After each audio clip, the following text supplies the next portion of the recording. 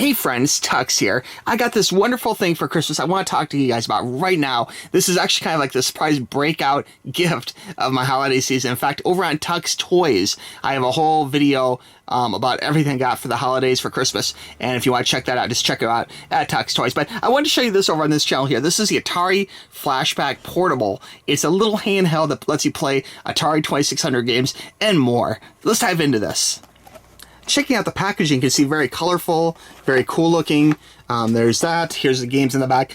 70 games built in. And these aren't just like the normal games you find in the store back in the day, but these are like sequels, unreleased games. So much good stuff. I mean, check out Tempest. That is like a game that is kind of sought after, and it's really hard to find. And mind you, it's not the best version of Tempest, but it's amazing being able to play Tempest on a 2600 platform. It's crazy to even think that is possible. And so many other great games. I mean, they have a sequel to Adventure, sequel to Yars Revenge. I mean, just so much cool stuff. You can check out all the games here. Tons and tons of great games to love.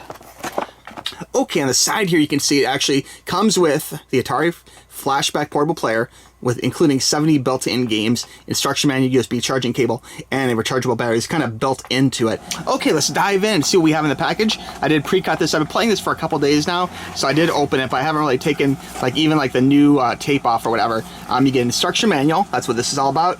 And this is something you'll probably never really look at, but it does have some options. You can go through and read this if you want. If you have any particular questions, feel free to shoot me an email at tuxxtoys@gmail.com, and I'd be happy to help you out. But it's pretty straightforward. There's a little barcode in case you need it. You can pause that and scan that. There you go. It does come with a cord, very basic, just a USB charging cord. This is kind of an older style USB, which did surprise me a little bit to a standard USB plug. And then here's the unit itself. Okay, so this is what the unit looks like. We'll pull off the safety plastic here. Peeling that off. There we go. Very nice. You can see very shiny.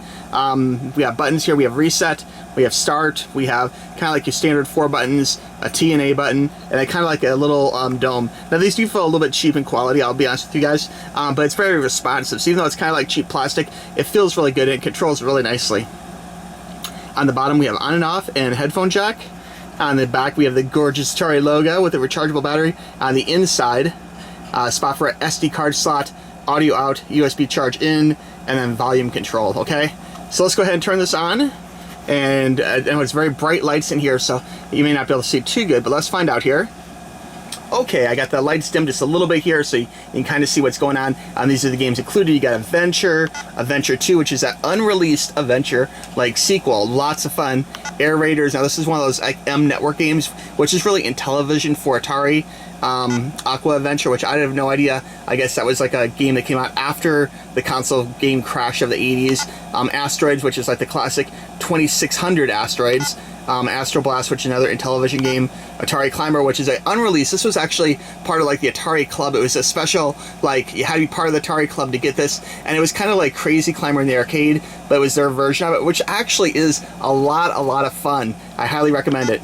Blackjack, Bowling, Breakout, Cannonball, Centipede, Chase, Circus Atari. You can read them all here. Dark Cavern, Demons to Diamonds, which is another kind of like late addition to the Atari 2600 catalog, which you probably have never played before.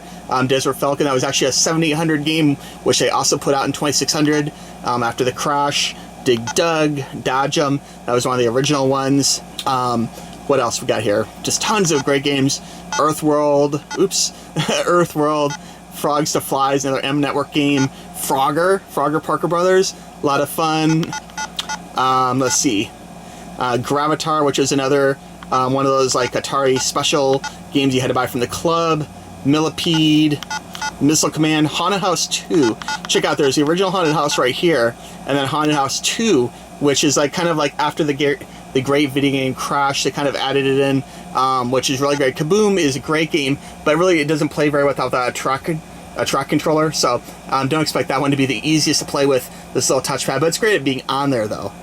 Radar Lock, I have no idea what that is actually. River Raid is like a classic Activision game. Tons of fun. That's like one of the best games. We got some sports games. A couple games I never heard of before. Pac-Man, which of course is terrible, but it's kind of part of video game history, so it's cool being on here. Pitfall, that's a classic for sure. Pong, Pressure Cooker.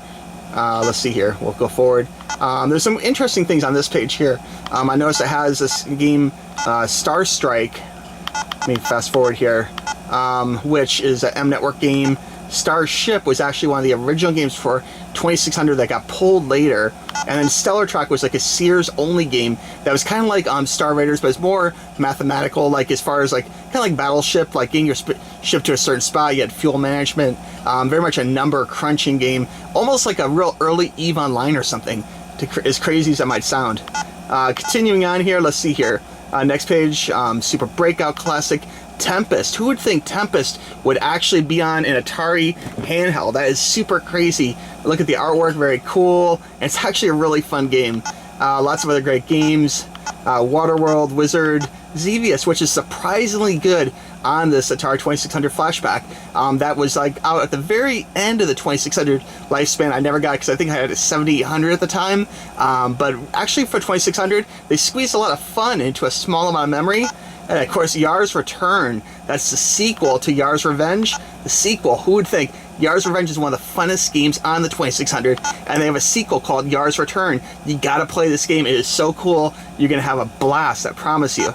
And then at the end here, you got SD card slots. So lots of great games, as you can see. I'd say the real take-home hits out of this: Tempest, Yars Return, classics like Stellar Track. So to recap, this is like a ton of fun for not a lot of money. I'll have a link for you in the description down below. Do yourself a favor, click that link, buy one of these. I mean, it's a great testament to how far video games have come, you know, from like, you know, 4K games of today back to these little Atari games of yesteryear. A lot of fun to be had in these, and a lot of fun in this portable player, which really is a huge value. Very responsive controls. I mean, even though it's plastic, it actually is really good for the price tag. It amazes me how much fun you can have with this unit. So I highly recommend it. You know, check it out. If you guys have any questions, be sure and shoot me an email, tuxtoys@gmail.com. But I'd say, like, bang for the buck, you really gotta play these retro games at least once, because it's amazing how much fun they packed into this small amount of memory. It actually blows my mind.